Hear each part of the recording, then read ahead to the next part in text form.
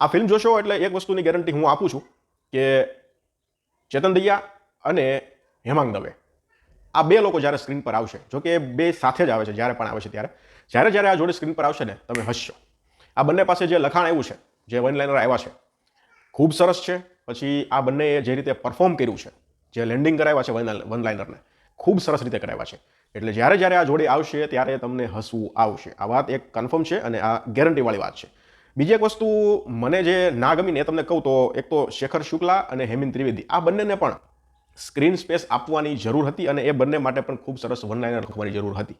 અહીંયા ફિલ્મની લંબાઈ છે છતાં શેખર શુક્લા અને હેમિન ત્રિવેદીને સ્ક્રીન સ્પેસ મળ્યો જ નથી એવું કહી શકાય. તો આ વસ્તુ એક કરવાની જરૂર હતી. 2 કલાક અને 38 મિનિટની ફિલ્મ છે, પણ મેકર્સને એવું લાગ્યું કે ધર્મેશભાઈની જે બેક સ્ટોરી છે, એમનું જે કંઈક રીઝન છે એ આપણે ટૂંકમાં બતાવી દઈએ, આપણે ખોટો દર્શકોનો સમય ખરાબ નથી કરવો એવું એને લાગ્યું. અને એમણે એટલા માટે જ આ ફિલ્મમાં જે રીતે ધર્મેશભાઈની બેક સ્ટોરી અથવા તો એનું જે પાછળ થયેલી જે કંઈક છે એ બધું બતાવવાની જે રીતે ટ્રાય કરી છે એ રીત સરસ છે. પણ અહીંયા કેવું થાય છે ખબર, ઘણી વખત એવું ઘણા દર્શકોને એવું થાય કે શું થયું હશે, કન્ફ્યુઝન. આ રીત છે એ સારી છે, પણ મને એવું લાગે છે કે થોડી વધારે સ્પેસ આપી, થોડો વધારે ધર્મેશભાઈની બેક સ્ટોરીમાં થોડો વધારે સમય આપી અને ક્લિયર કરવું હતું કે ભાઈ શું વાંધો હતો, શું એમના ભાઈ જોડે આ ભાઈએ કર્યું હતું અને કેમ એ આના વિરોધી છે. હવે કેમ એ આના વિરોધી છે ને એ પછી આપણે ખબર જ નથી. આમાં ફિલ્મ મેકર બતાવતા ભૂલી ગયા છે કે કંઈ ખબર નથી પડી. તો આ એક મેઇન સવાલ હતો, કારણ કે આ મુખ્ય મુદ્દો છે. કેમ જે હું તમને કહું છું ને, મુખ્ય મુદ્દો છે, એ સેન્ટર છે કે કેમ આ નથી કરવા દેતા, કેમ ધર્મેશભાઈને વાંધો છે, તો એનો જવાબ નથી. એટલે 2 કલાક 38 મિનિટ તમારી પાસે હતી, પણ એ તમે ખોટી વેસ્ટ કરી. તો ભાનુશાલીની એન્ટ્રી વખતે જ્યારે બધાને મળી લે છે અને પછી જ્યારે માયરાને મળે છે તો માયરાની સામું જોઈને ખાલી સ્માઇલ કરીને ત્યાં આખો સીન પતાવી દેવાની જરૂર હતી. ત્યાં પછી આખું લપ કરવાની જરૂર નહોતી, કારણ કે પહેલી એન્ટ્રી હતી અને પહેલાં વધારે પડતું થોડુંક થઈ ગયું હતું. એટલે એ એક સીન લાંબો લહ કર્યો હતો. પછી જ્યારે એ પરીક્ષિત અમાલિયા પીને આવે છે કચ્છથી અને પછી જ્યાં જે બહાર કાર પર જે ડ્રામા કરવામાં આવ્યો છે, તો આવા લાંબા લહ કરવાની સીન જરૂર નહોતી. એની જગ્યાએ જે મેન મુખ્ય વાત હતી ત્યાં થોડો સમય આપી અને ફિલ્મને 2 કલાક અને 10-15 મિનિટમાં પતાવી દેવાની જરૂર હતી. પણ ફિલ્મ અહીંયા તમને ક્યાંક ને ક્યાંક સીન એવા લાગે છે કે વધારે લાંબા થઈ ગયા છે. ફિલ્મની સારી વાત એ છે, ફિલ્મમાં તમને કંટાળો બહુ ઓછો આવશે. હું ના નથી પાડતો, કંટાળો આવશે પણ ઓછો આવશે, એ વાત સારી છે. જ્યારે એમ થાય છે કંટાળો આવે છે એટલે ચેતનભાઈ અને હેમાંગ દવે આવી જશે, એટલે ફરીથી પાછી ગાડી ટ્રેક પર આવી જશે. એટલે સ્ટોરી એવી છે કે વાંકી ચૂકી છે. એક બ્રેકઅપ થાય છે, પછી એક લગ્ન નક્કી થાય છે, એ લગ્ન થાય છે, લગ્ન થતા નથી એટલે લગ્ન નક્કી થાય છે, ડેસ્ટિનેશન વેડિંગ. અને ત્યાં પછી એક એવું કેરેક્ટર આવે છે કે જ્યાં છોકરાવાળાના પરિવારમાં એટલે કે છોકરાના પપ્પાને જે છોકરો છે એ સ્તબ્ધ થઈ જાય છે કે યાર હવે શું થશે. અને પછી ધીમે કરી અને ઇન્ટરવલ આવે છે, ત્યાં એક ટ્વિસ્ટ આવે છે. એ ટ્વિસ્ટ સરસ છે અને ઇન્ટરવલ પછી જે ફિલ્મ છે એ આખી વાંકી ચૂકી થઈ જાય છે. એટલે કે બધા એક મિશન પર ઉતરી જાય છે. હવે શું મિશન છે, કોનું મિશન છે, કઈ રીતે પાર પાડવાનું છે, બધું જ આપણને ખબર પડે છે. પણ જો કે આ પ્રકારની સ્ટોરી હોય એટલે આપણને ખબર જ હોય કે આનો અંત કેવો આવશે અને શું આવશે. એટલે અંતમાં કંઈક અલગ થઈ જશે અને જબરજસ્ત થઈ જશે એવી બહુ આશા નહીં રાખતા. આ પ્રકારની ફિલ્મોમાં અંત લગભગ આપણને ખબર જ હોય કે ઓકે આ પ્રકારનું કંઈક થશે. પણ છતાં ફિલ્મમાં જે રીતે સ્ટોરીને લખવામાં આવી છે, જે રીતે બતાવવામાં આવી છે, અને પ્રયાસ ખૂબ સરસ થયો છે.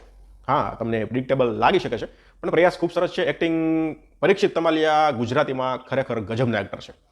હું ઘણીવાર એની ફિલ્મોમાં બોલ્યો છું કે પરીક્ષિતભાઈને ખબર નહીં સ્ક્રિપ્ટ સારી નથી મળતી કે જે કાંઈ હોય, પણ એક દિવસ એમને સારી એવી સ્ક્રિપ્ટ મળશે અને ખૂબ સરસ કામ કરી અને પછી એમનું નામ છે એ આવશે કે ભાઈ પરીક્ષિત તમાલિયા છે આ. બાકી અત્યારે ઘણાના સુપરસ્ટારના નામે લોકો ચાલી રહ્યા છે, પણ હવે એની શું આપણે વધારે પડતું બોલવું.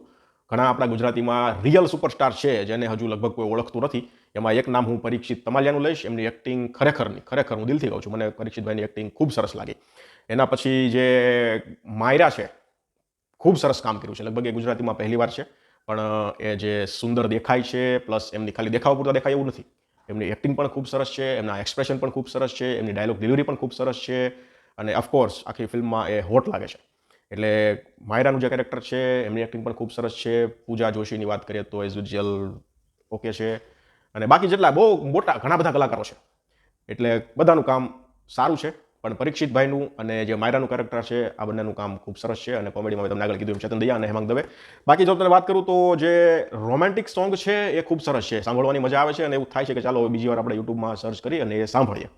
એટલે જે રોમેન્ટિક સોંગ છે ફિલ્મમાં ખૂબ સરસ છે. સિનેમેટોગ્રાફી તો ઓફકોર્સ હવે બધી ગુજરાતી ફિલ્મોમાં સરસ આવવા જ લાગી છે, કારણ કે હવે એ લોકોને ખબર છે કે હવે જો બનાવવું છે એટલીસ્ટ આપણે કન્ટેન્ટ વાઇઝ કદાચ નબળા રહીએ, પણ જે દેખાવ છે, જે સ્ક્રીન પર વસ્તુ દેખાય છે એ તો એટલીસ્ટ આપણે સારી બનાવી. એટલે હવે બધી ફિલ્મ છે એ સિનેમેટોગ્રાફી, જે લોકેશન, જે એડિટિંગ, જે એ બધું છે એ બધું ખૂબ સરસ આવે છે.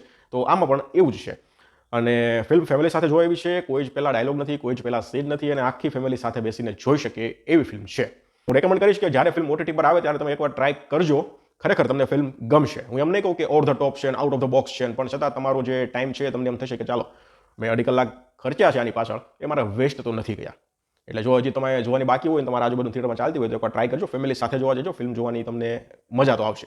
હાવ નાખી દીધા જેવી હાવ બંડલ ફિલ્મ તો નથી જ. બાકી જોઈ લીધી હોય તો તમારો મત મને જરાક કમેન્ટ સેક્શનમાં જણાવજો કે ફિલ્મ તમને કેવી લાગી હતી. ધન્યવાદ.